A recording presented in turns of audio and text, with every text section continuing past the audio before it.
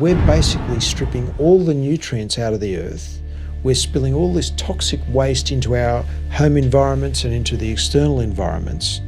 And we're basically killing the planet. It's those chemicals, it's that stress of life, it's those environmental contaminants and pollutants outside. Just for example, air pollution, water contaminants, all of those literally mean that our body is constantly being bombarded. Our bodies are literally 5 million years old. Sometimes it feels like that when you wake up in the morning, but they're 5 million. Our digestive system, all of these things, our muscles, we were designed to be leading a life of the hunter-fisher-gatherer. And the only stress we had was the acute stress of the kill.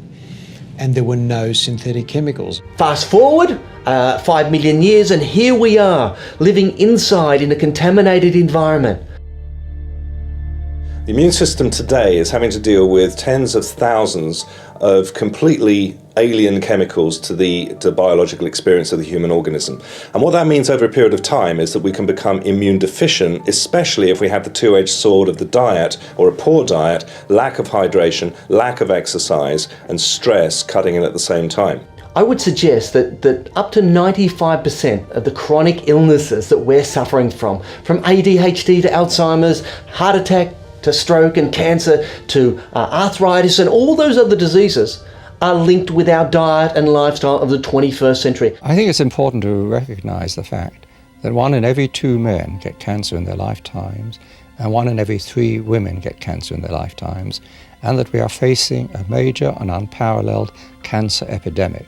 And at the rate in which we're going, it'll become an almost universal problem in which 1 in every man will get cancer in their lifetime unless we come to grips with this question of reducing avoidable exposures to carcinogens in the totality of our environment. 45% of people living in the modern world can expect to die of some form of cardiovascular disease. The rates of cancer are increasing above 30% now. They used to be around 25, they're going up to 30, 35%. They're increasing all the time. And I think one of the reasons for that is the excessive exposure to these ubiquitous synthetic chemicals, both within our homes and outdoors as well, and also the increasing exposure to radiation. And it's just everywhere in many of the products we use within our home. We're using chemicals that have simply not been tested over time to see what their effects would be, say, on the blood work, the reproductive system, the endocrine system, and these problems are now being identified as disease, and then a drug is being given to that person to correct the symptom, but no way is that correcting the underlying disease process, or indeed the causative process, which could be chemical. In my practice, I have seen a lot of toxicity issues, a lot of sensitivity, allergy issues. We have people who are sensitive because the total load of all these sensitizing chemicals is too much for them to bear. A chemical I'm concerned about is sodium lauryl sulfate, SLS, and the reason I'm concerned about it is, first of all, we know it's used extensively in industry as a degreaser, but nowadays it's found in just about every single one of the personal care products that an individual will have. So you've got it in your soaps, you've got it in your shampoos, conditioners, anything that foams up, you've got sodium lauryl sulfate. And it is particularly harsh on our skin. It strips away all the natural oils. This is commonly found in toothpastes as well. And of course, in a toothpaste, it's mixed with another half a dozen or a dozen products. And of course, they can also disrupt the cells in the mouth. The SLS can then be absorbed quicker into the blood, whereas it's exactly where you don't want it. Why do you want a foaming agent in your blood? It's crazy. And so we find that, for example, diethanolamine causes cancer in rats. Now, would I want my children to be bathing in a bubble bath with diethanolamine in it? And it's unforgivable that cosmetic companies are using it. It's unexplainable that the governments, etc., are allowing this to happen. We know there are vitamin C issues with food that is left lying around at room temperature. We also know that a lot of these foods are grown in soils that have become progressively deficient in minerals over the years, which passes the whole problem to the agrochemical industry, who now have to offer farmers pesticides, herbicides, and a whole range of chemicals to rid the bugs. Of course, the bugs are only there because the food is sick. And that's the food that goes into the food chain.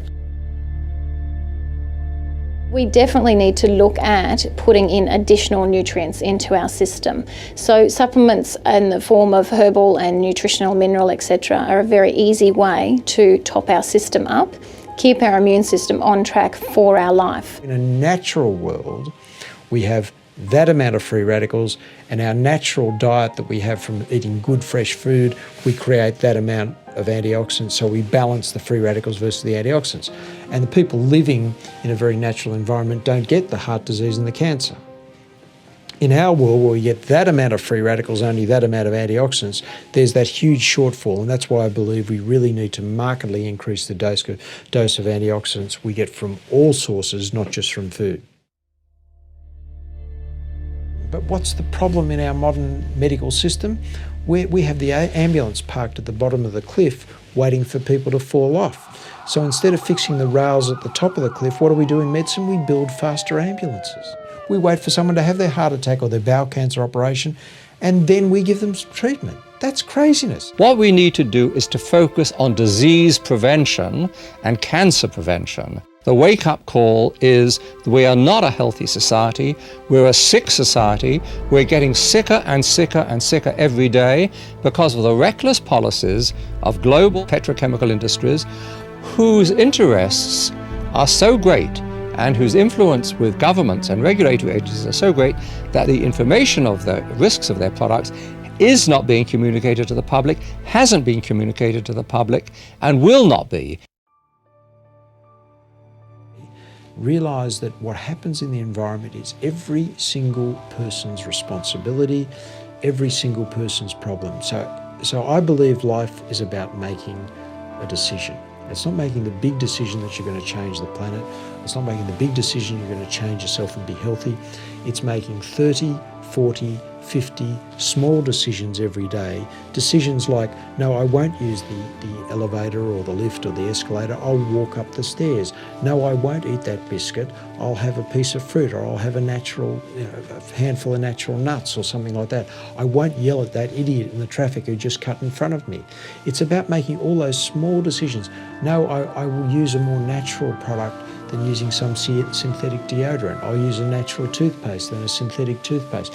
It's making all of these small decisions in your life every day that either take you and the planet towards good health, or you and the planet towards a premature death and demise.